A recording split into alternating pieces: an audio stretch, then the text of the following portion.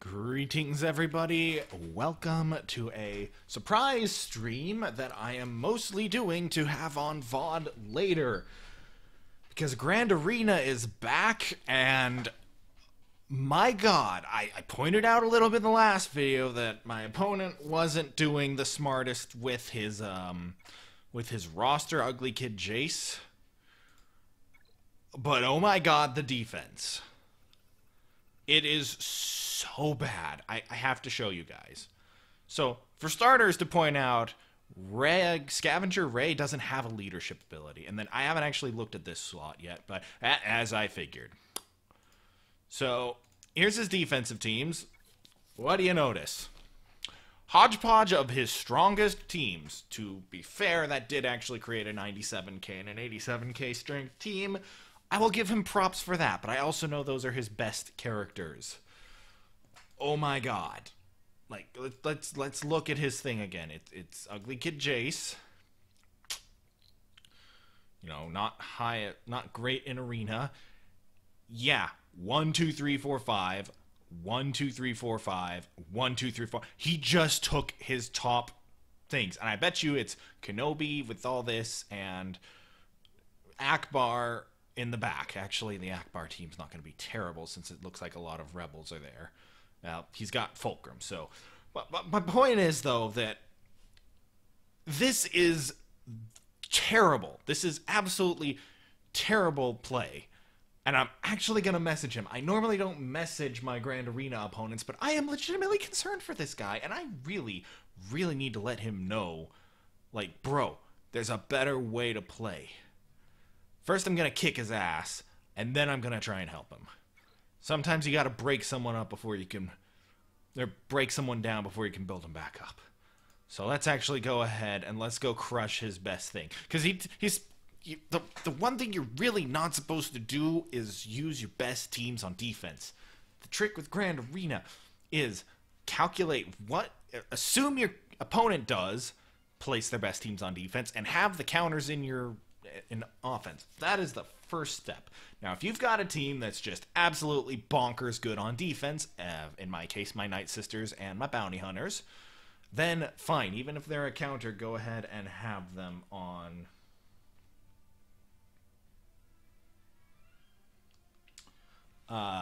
sorry, text. They're just... Yeah. So... you might have noticed also, I put another Zeta on CLS, which officially makes him my strongest character by 300 power. If I am correct, actually, him and Palps. Well, CLS can get a third Zeta, so he will eclipse Palps.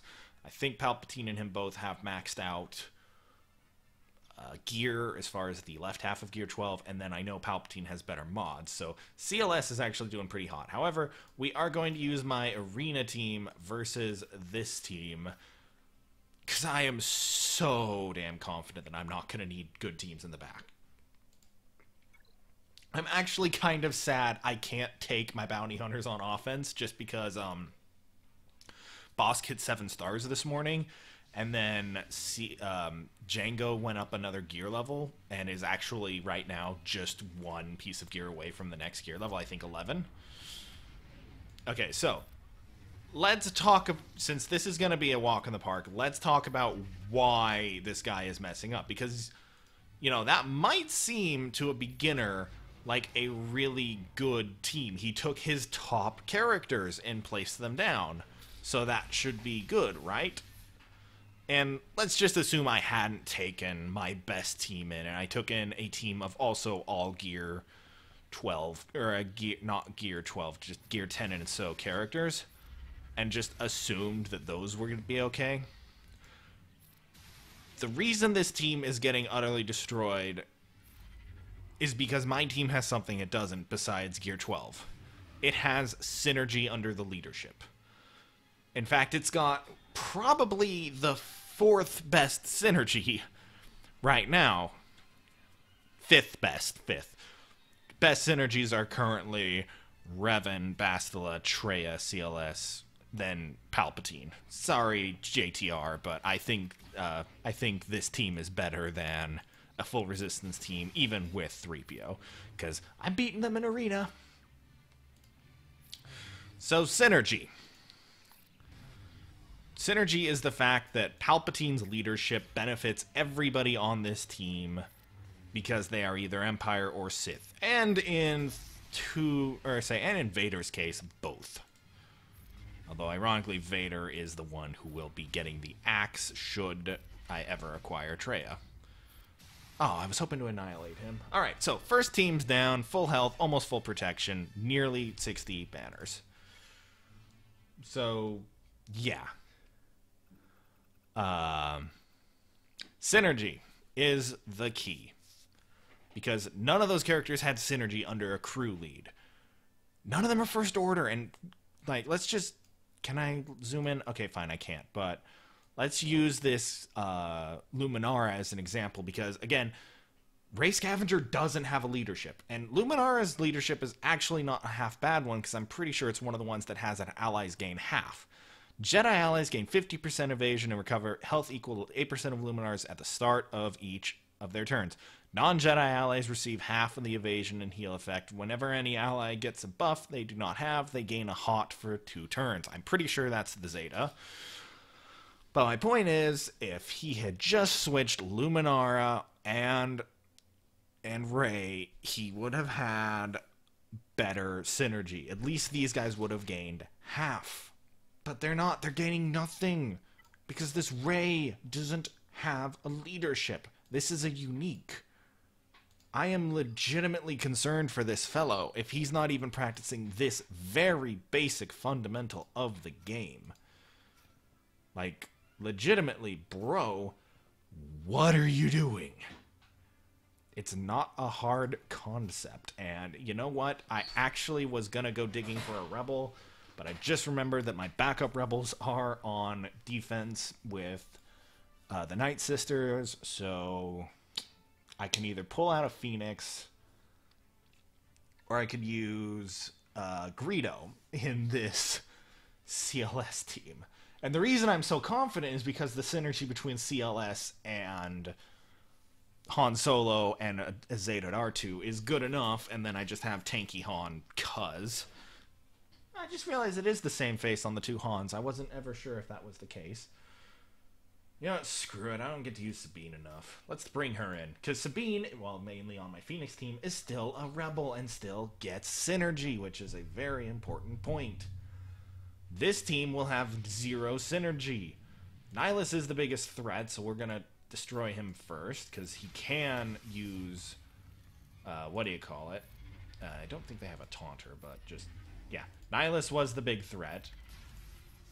And this is just the point. Now we're at the point where just sheer gear is destroying them. I don't even know if they're going to get to take a turn. I stand corrected.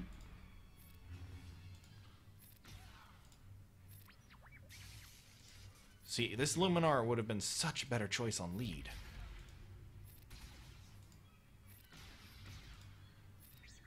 Wow, killed by R2-D2. That does not happen often. But just... ugh.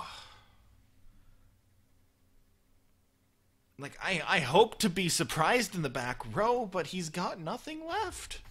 Yeah, there's the Akbar team like I predicted, so if I knock down these guys, we're going to have a little Jedi-on-Jedi brawl, by the way.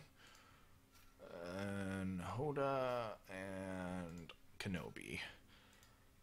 It's like if ever there was gonna... ah, shoot, I should have used an undersized squad for the... oh, I have to do that next time. This would have been perfect to use Kenobi on an undersized squad. You know what, I'll even be nice and not play efficiently, and I'll kill old Ben first. Just because I know you're not supposed to kill old Ben, because that happens. Except now I'm killing everybody. Oh look, roll with the punches.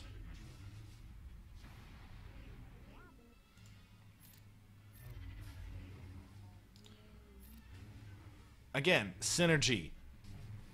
Grandmaster's training, legendary battle meditation, Grandmaster Yoda. A great combo. I don't even think the guy had Bastila. Like, Bastila is one of the most powerful characters in the game, and actually pretty easy to access. If you look and follow Warrior, you'll see on his Scissorman account that he went for Bastila, and he's not even level 80 yet, so clearly, he is in good, or Basla is powerful, and he's doing great. So good on you, Scissorman Warrior. All right, yep, there's the Kenobi team, just as predicted. So, how much power does this team have? I want to really prove my point. 68,000, if I am not mistaken. If I look over here, 69,000. Since I have no qualms about losing, and I'm perfectly willing, let's let one of my worst teams, my First Order team, without the Zeta on leadership on crew, by the way. So my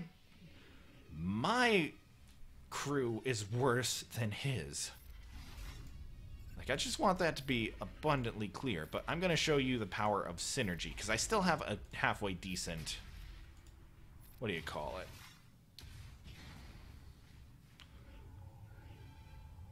Man, Hoda is going to be annoying.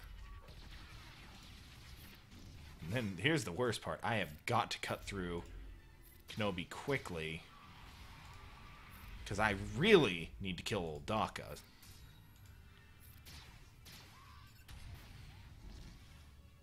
Oh, thank God. Oh, that is just annoying. So these are better characters individually than most of this team. And in fact, this is going to be his most annoying team because of the potential for revives. Alright, well, most revives are out now. Now what's going to happen now is Jango Fett can self-revive once.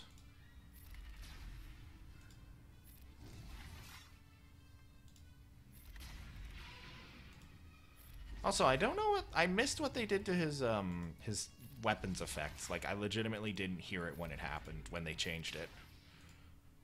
Right, we don't even need to kill Hoda, because he'll just disappear. There. Almost equal in galactic power. That's the power of a synergetic team versus the power of a team that has no synergy. I cannot emphasize that more. If I had Grievous, I might actually try him out versus that last team, but he's in my back row, so... I kind of regret putting Grievous on defense. Alright, one more thing. So, here is a really good leadership, if I can get him to click on it. All allies.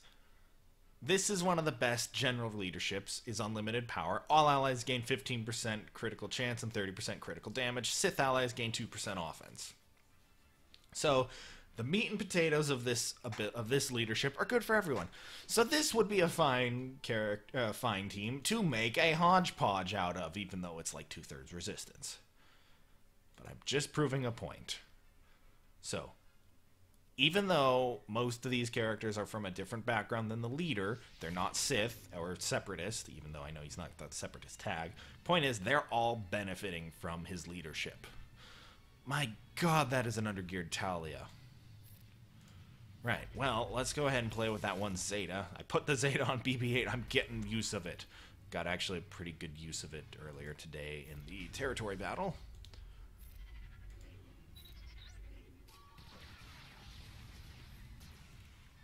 Surprise roll with punches didn't trigger. Oh, Lando, you used to be a thing I feared in Arena, where his AoE would just mow down my entire team if he could get it off a couple times in a row. This is actually a really annoying AoE team. And I'll give the credit to that Lando. He has health. That was overkill. Now here's showing how long I've been in this game. I remember that when I was dealing with the Lando problems, Scavenger Ray was also in my Arena team because she hits like a truck. Still does, but now she's just way too squishy. Alright, and the killing blow goes to Jedi Training Ray! Alright, this is definitely the fastest I've cleared out a Grand Arena, mostly because I barely had to think. And I could have done this in 5 minutes. Like, if I just threw everything on auto, this would be over. The only thing that could have possibly thrown me a wrench is Night Sister Zombie, but he don't have that. And mine's on defense. Right there. Nice and pretty. Yeah, so there's my point. Don't do what this guy did. No, I wanted Grand Arena, and I keep going to Guild for Grand Arena. So I just want to reemphasize synergy, synergy, synergy. And when it comes to rosters, he's got a fat roster.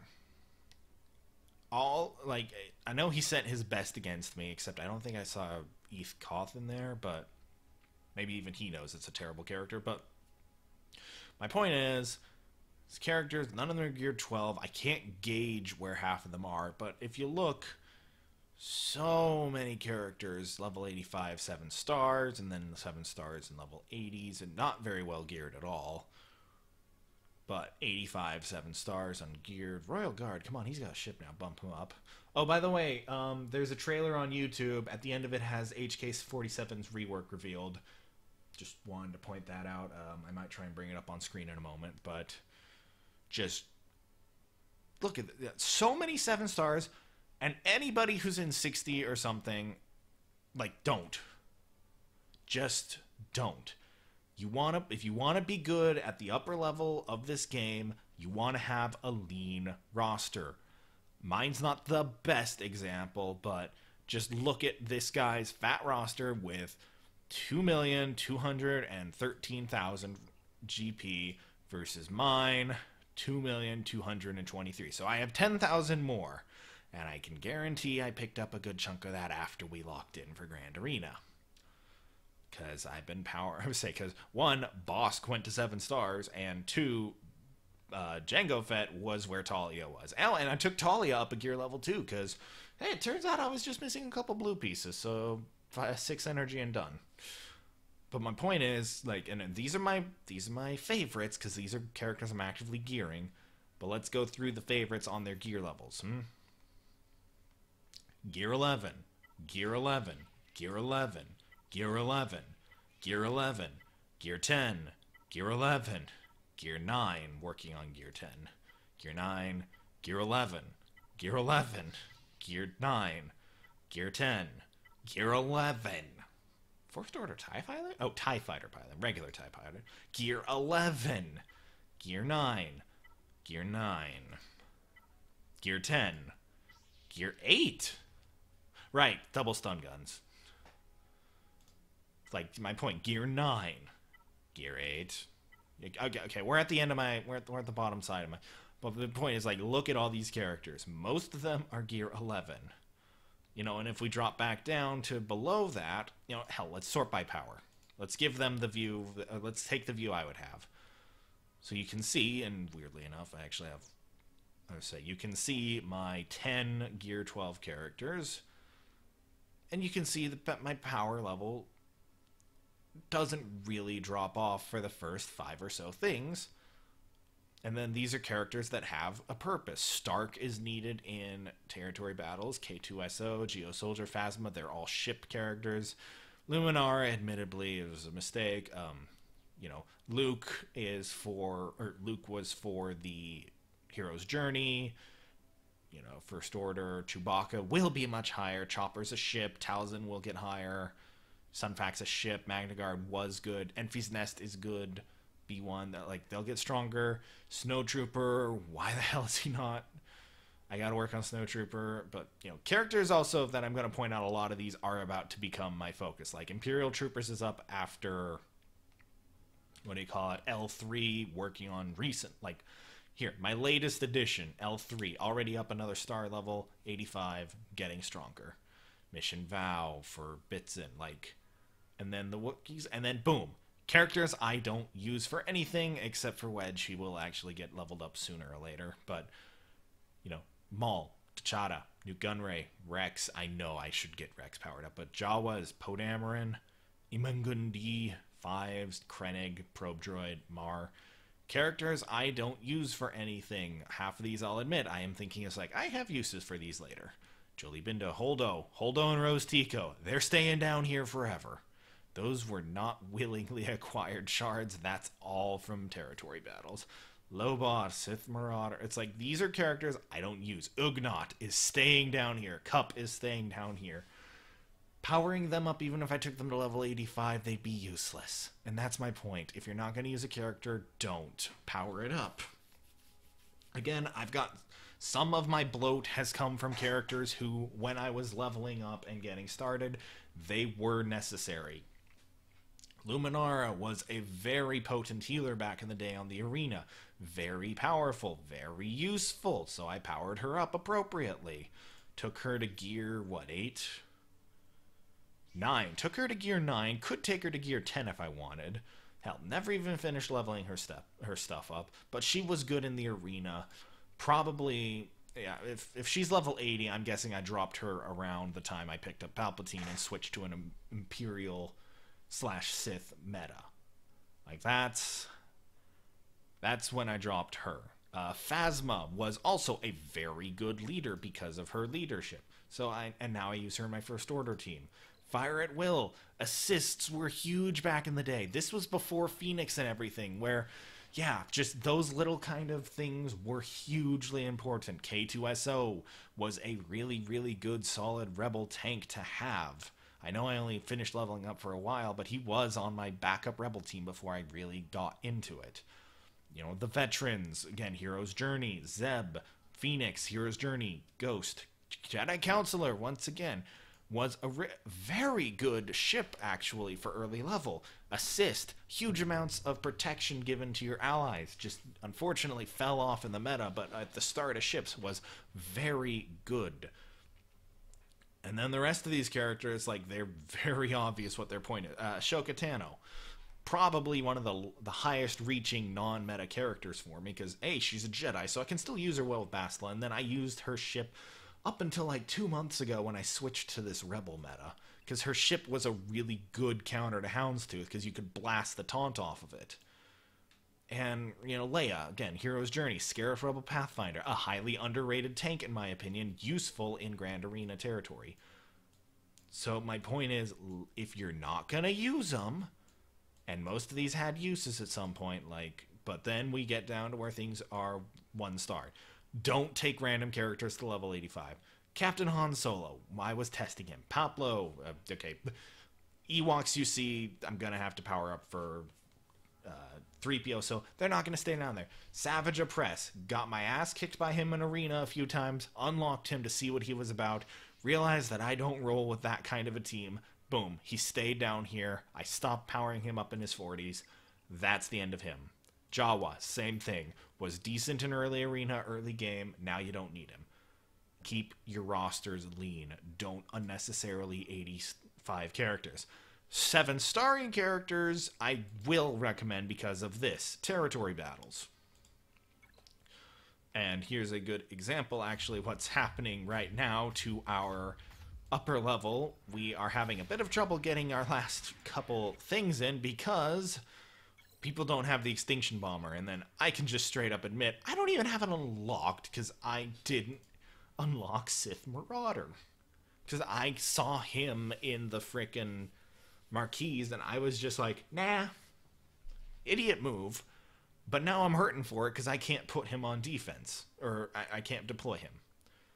So this is why you still want to unlock them and put characters at star levels, because they're useful for this. No impact, really, just a little tiny bit of deployment impact based on their actual level. It's all about just having them at a star point. And yeah, B2 Bomber, kind of screwing over my guild right now. But yeah, those are my thoughts on this Grand Arena and what not to do. Please. All right. That concludes this broadcast. Thank you all for watching. I will not have time to stream the other two. This one I wasn't planning to stream. I just wanted to make the point of don't do what he's doing. I'm going to reach out to him, and I'm going to hope he listens to me a little bit when I say, bro, synergy. So thank you all for watching, and farewell.